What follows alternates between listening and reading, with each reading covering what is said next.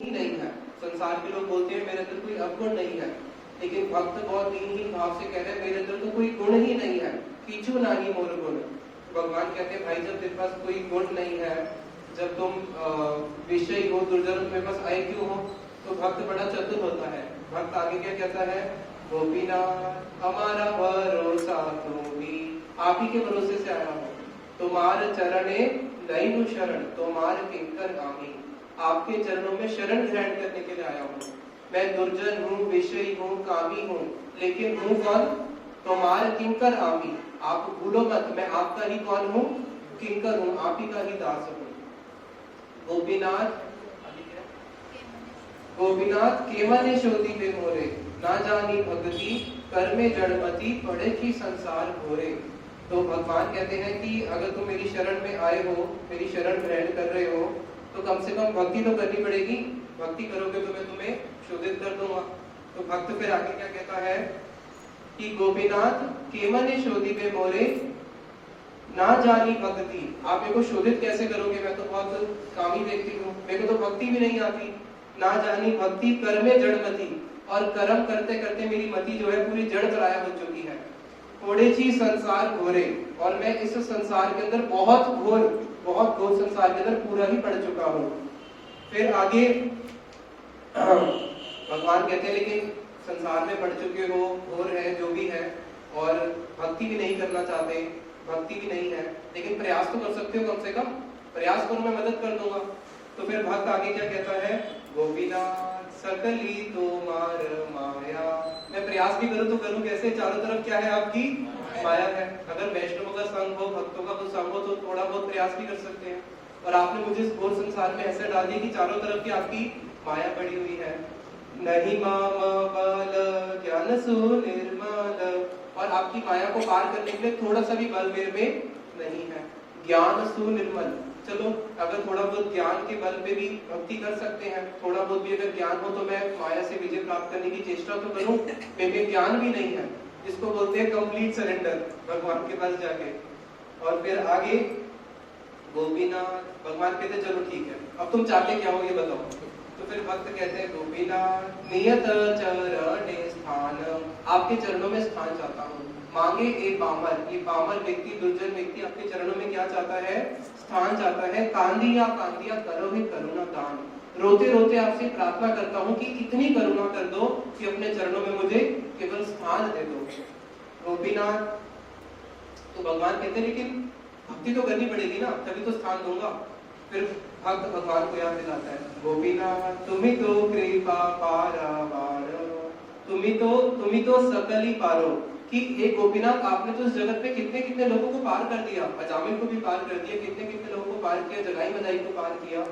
दुर्जन तारिते तुम्हारी शक्ति, आप भूल गए हो क्या भगवान, आप दुर्जनों को तारने की शक्ति है आप में, और आपके सामने कौन खड़ा है, एक दुर्जन खड़ा है।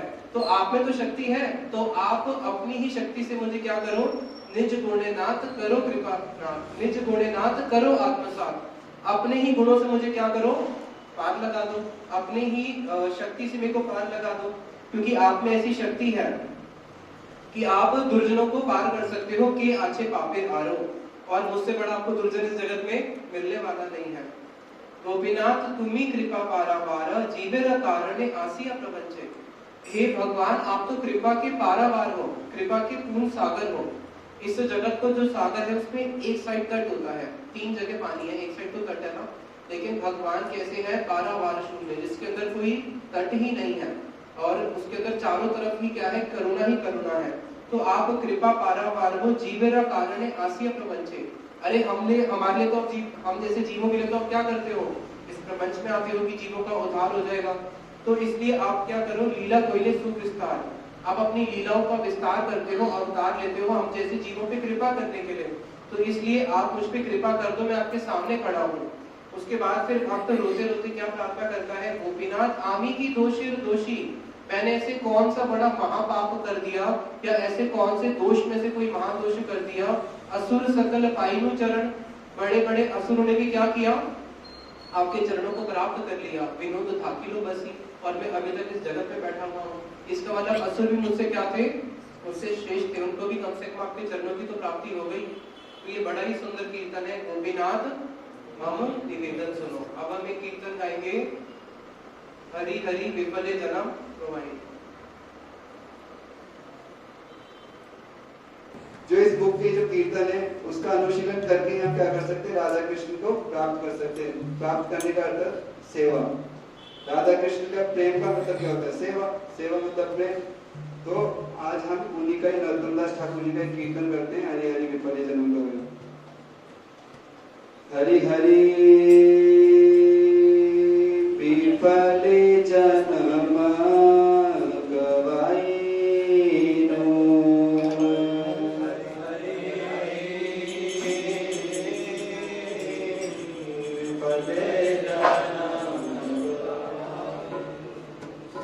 मनुष्य जन्म पाया राधा कृष्ण नवलिया। मनुष्य जन्म पाया राधा कृष्ण नवलिया। ओ मनुष्य जन्म पाया राधा कृष्ण नवलिया।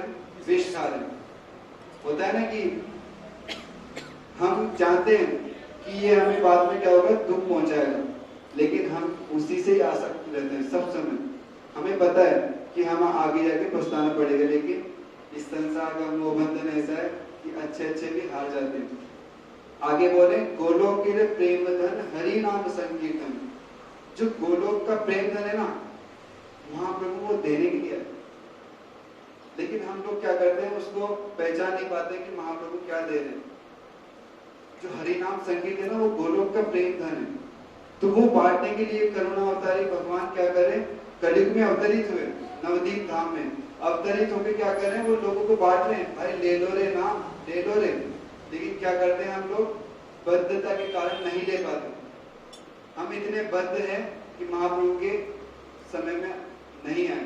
क्यों? क्योंकि हमारी बद्धता ज्यादा है।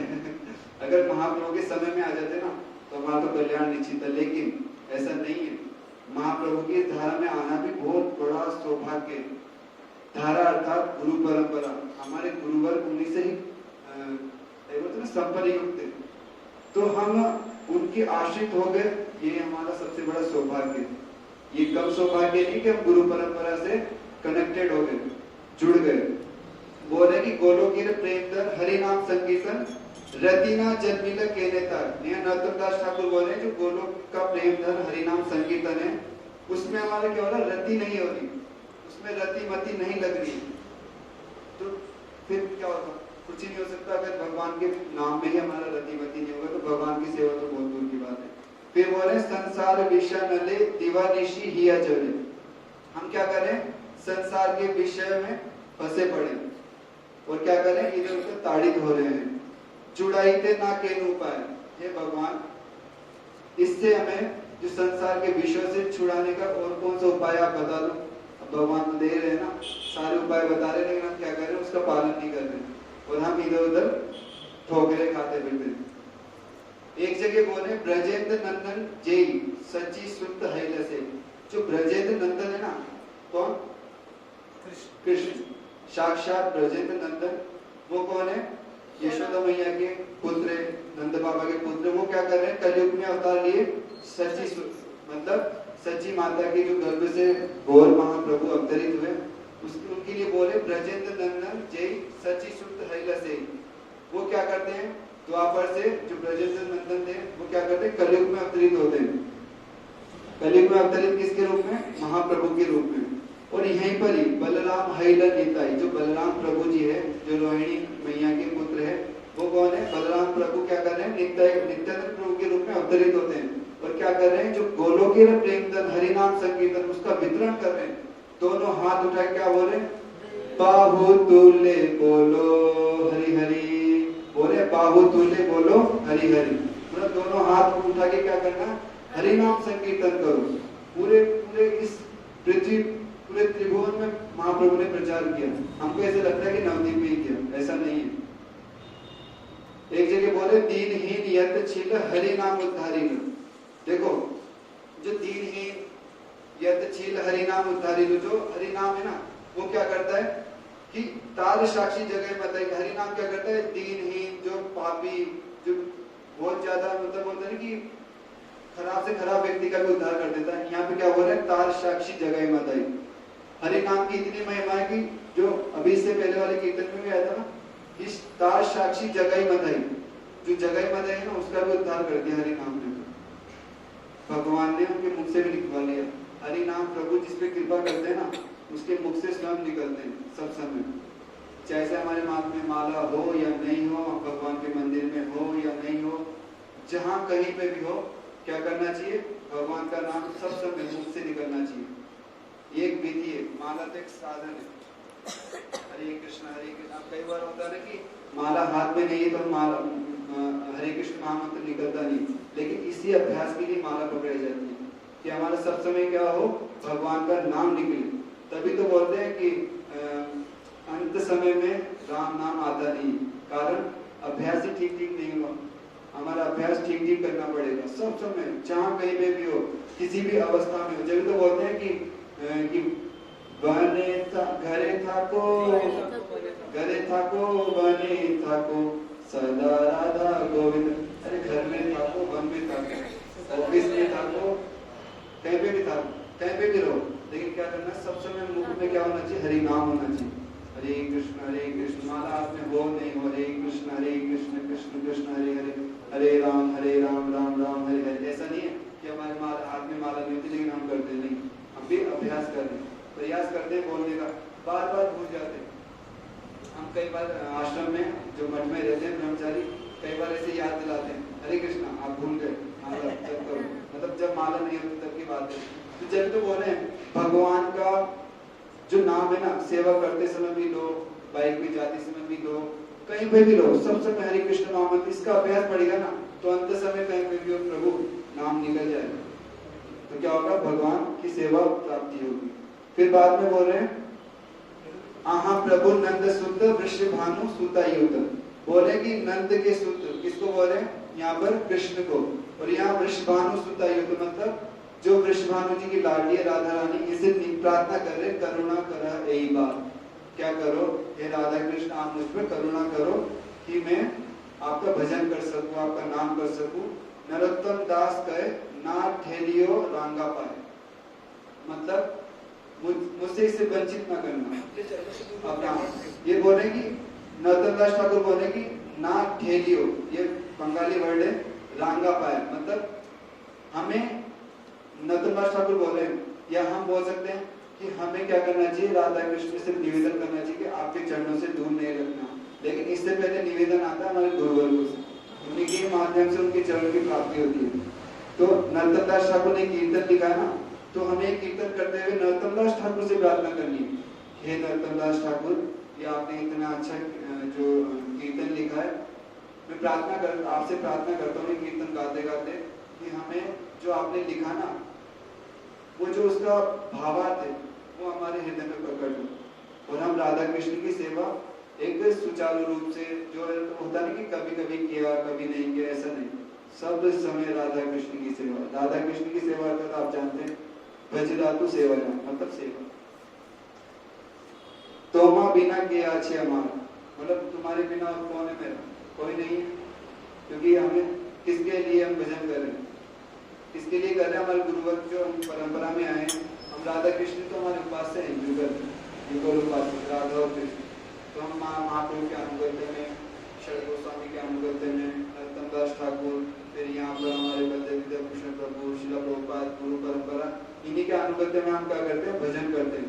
तभी हमारा भजन सफल हो पाता है, इनके बिना हम कभी इस भवसागर से पार हो ही नहीं सकते। इसलिए बोलते हैं गुरु का चरणाश्रय करके हमें क्या करना चाहिए, उनके जाने के बाद मतलब भारी रूप में चले जाते हैं, लेकिन फिर भी क्या करना चाहिए, ये ध्यान रखना चाहिए कि बिना गुरु न भवतरिया ये सिद्धांत अभेद।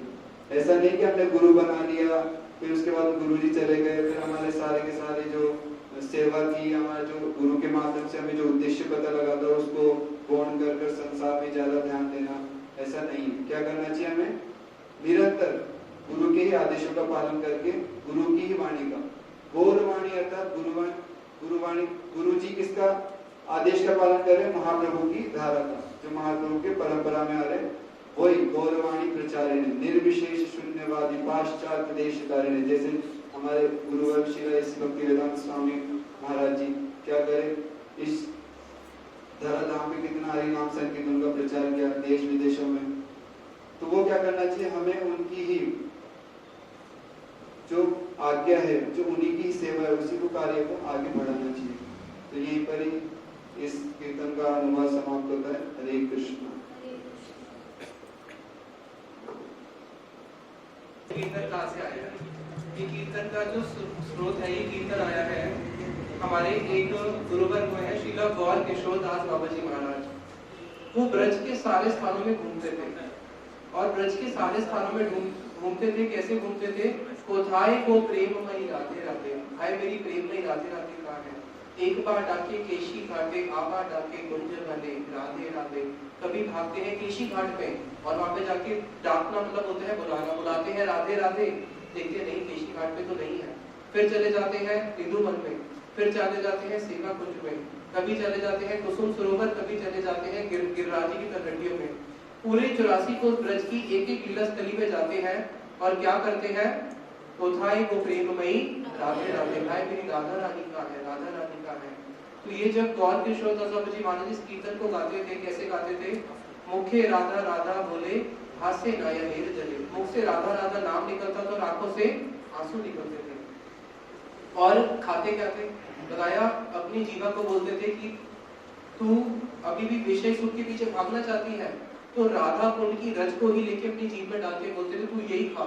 और बोलते बोलते रज खाते खाते, ब्रज की रज खाते उनकी आंखें भी चली गई थी, क्योंकि उन्होंने ब्रज की रज खाई तो रज बहुत खाते खाते उनकी आंखें भी चली गई हैं। लेकिन तब भी क्या करते रहते हैं? केवल राधे राधे। 56 दंड रात्रि दिने जाने न राधा गोविंद देने। एक 24 घंटे में 60 दंड होते हैं। 56 दंड, एक दंड होता है 24 मिनट का, तो लगभग 24 घंटे में से 22 घंटे क्या करते हैं, केवल 56 दंड रात्रि दिने जाने राधा गोविंद मिले। 56 दंड तक यही करते रहते हैं, हा राधा गोविंद, हा राधा गोविंद, राधे राधे राधे बोलते रहते हैं। 4 दंड शुई था के स्वप्ने राधा गोविंद देंगे। और जो 4 दंड बचे, जो 2 घंटे सोते भी हैं, उस 2 घंटे के अंदर भी, 2 घंटा भी नहीं, पौने 2 घंटे, उस पौने 2 घंटे के अंदर भी जब स्वप्न देखते हैं तो किसका देखते हैं, राधा गोविंद का स्वप्न देखते हैं। उसके बाद भूमि पे लोटपोट करते हैं, भूमि पे लोटपोट करते हैं, मलिन वस्त्र दिए जाए, ब्रजे धूले गड़ा गड़ी जाए।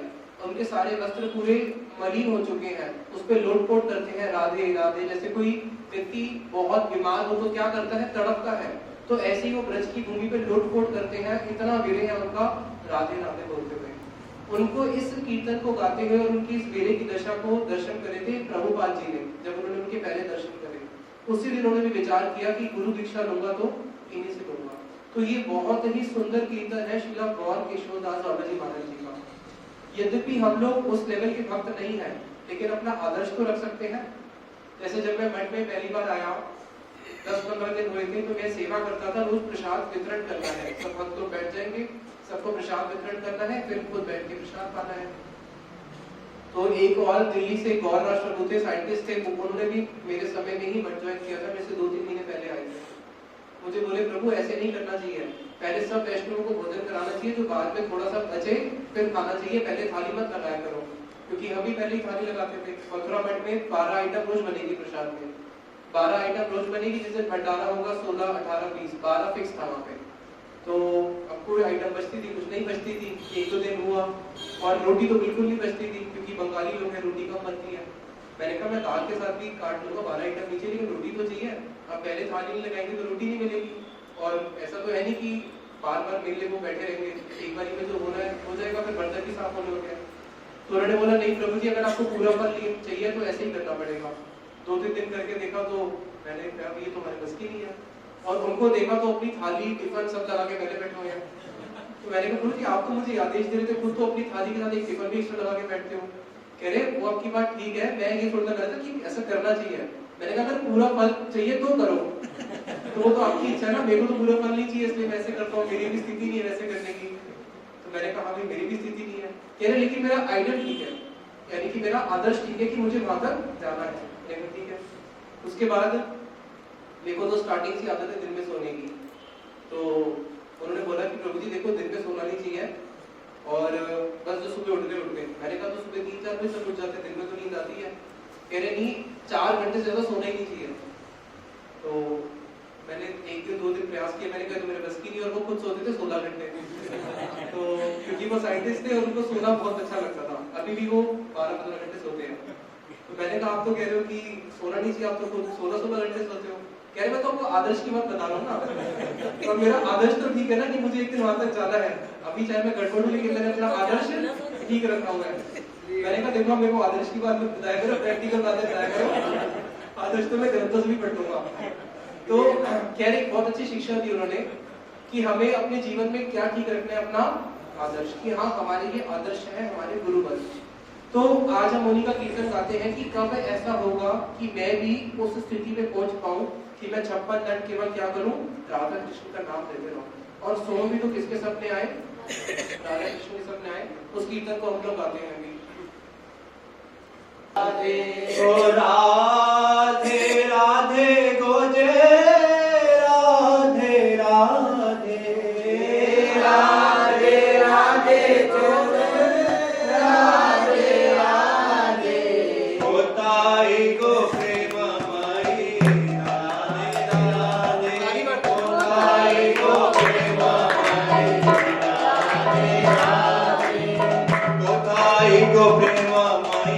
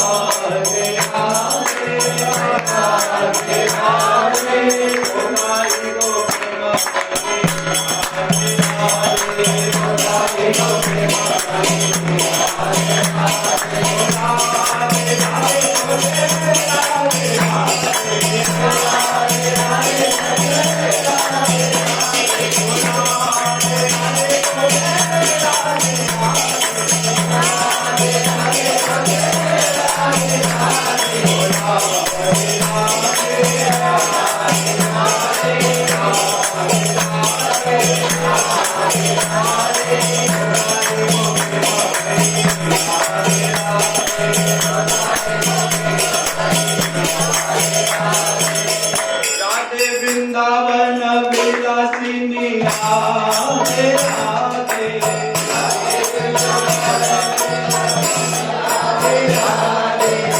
वृंदावन विलासिनी राधे राधे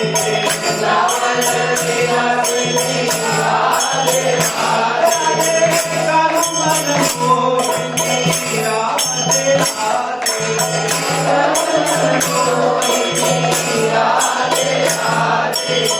कानू मन मोहिनी राधे राधे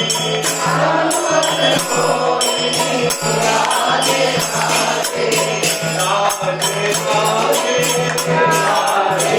राधे राधे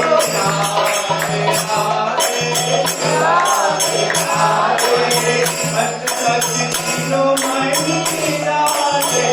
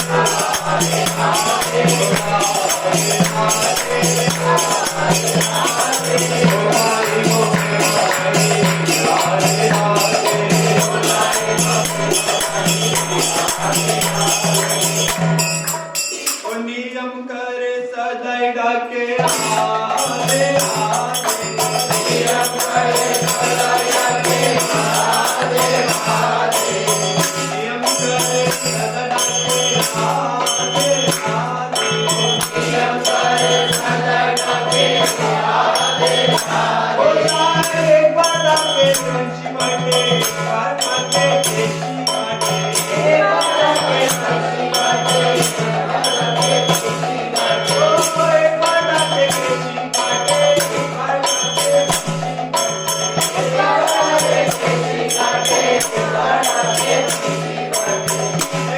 Radhe